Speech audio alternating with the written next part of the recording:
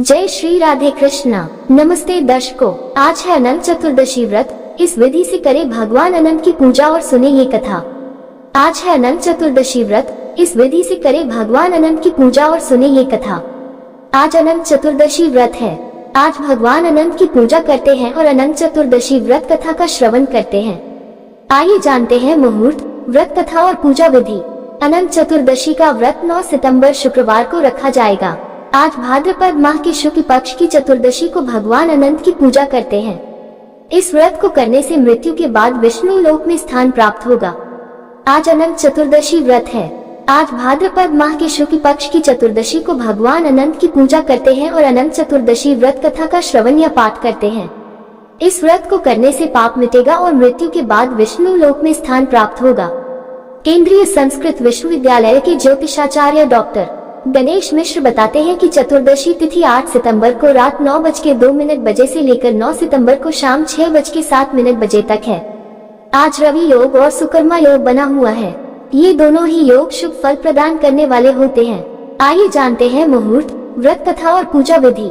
अनंत चतुर्दशी 2022 पूजा मुहूर्त। आज भगवान अनंत की पूजा करने का शुभ समय सुबह 6:03 बजे से लेकर शाम 6:07 बजे तक है। पूजा का शुभ समय रवि योग में ही है और शोभन योग शाम तक है। अनंत चतुर्दशी व्रत और पूजा विधि। अनंत चतुर्दशी के दिन व्रत और पूजा का संकल्प किया जाता है। फिर कलश स्थापना करते हैं। उस पर कुश से बने हुए भगवान अनंत को स्थापित करते हैं। उसके बाद कच्चे सूत में हल्दी, कुमकुम और केसर लगाकर अनंत धागा बनाते हैं और उसे कलश के पास रख देते हैं। फिर भगवान अनंत की पूजा करते हैं और उनसे प्रार्थना करते हैं कि हे भगवान वासुदेव, आप हम सभी की रक्षा करें। पूजन के बाद अनंत धागे में 14 गांठें लगाते हैं। फिर उसे गले या हाथ में धारण करते हैं। भगवान विष्णु के स्वरूप अनंत भगवान ने 14 लोकों की रचना की थी, इसलिए अनंत धागे में 14 गांठ लगाते हैं। जब पांडवों ने अपना सारा राजपाट खो दिया था और जंगलों में दुखमय जीवन व्यतीत कर रहे थे, तब श्री कृष्ण ने उनको अनंत चतुर्दशी व्रत करने को कहा था। इस व्रत के पुण्य प्रभाव से पांडवों को उनका राज्य वापस मिला था। हालांकि इसके लिए उनको महाभारत का युद्ध भी लड़ना पड़ा था। अनंत चतुर्दशी व्रत कथा। प्राचीन समय में सुमंत नामक ब्राह्मण अपनी दीक्षा और बेटी सुशीला के साथ रहता था। सुशीला जब विवाह योग्य हुई तो उसकी मां का निधन हो गया।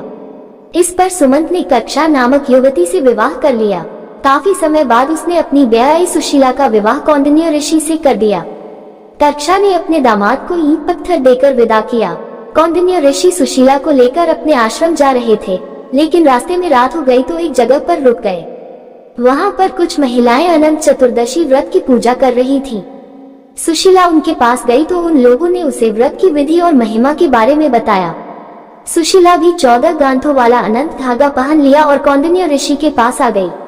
कौंडिन्य ऋषि ने उस धागे को तोड़कर आग में डाल दिया। इससे भगवान अनंत का अपमान हुआ।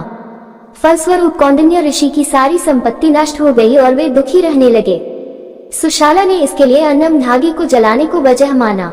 फिर कौंडिन्य ऋषि उस अनंत धागे की प्राप्ति के लिए वन में भटकने लगे। एक दिन वे भूख प्यास से जमीन पर गिर पड़े। तब भगवान अनंत प्रकट हुए। उन्होंने कहा कि कौंडिन्य, तुमने अपनी गलती का पश्चाताप कर लिया है। घर जाकर अनंत चतुर्दशी का व्रत करो और 14 साल तक इस व्रत को करना। इसके प्रभाव से तुम्हारा जीवन सुखमय हो जाएगा और संपत्ति भी वापस आ जाएगी। कौंडिन्य ऋषि ने वैसा ही किया, जिसके फलस्वरूप वे सुखी जीवन व्यतीत करने लगे।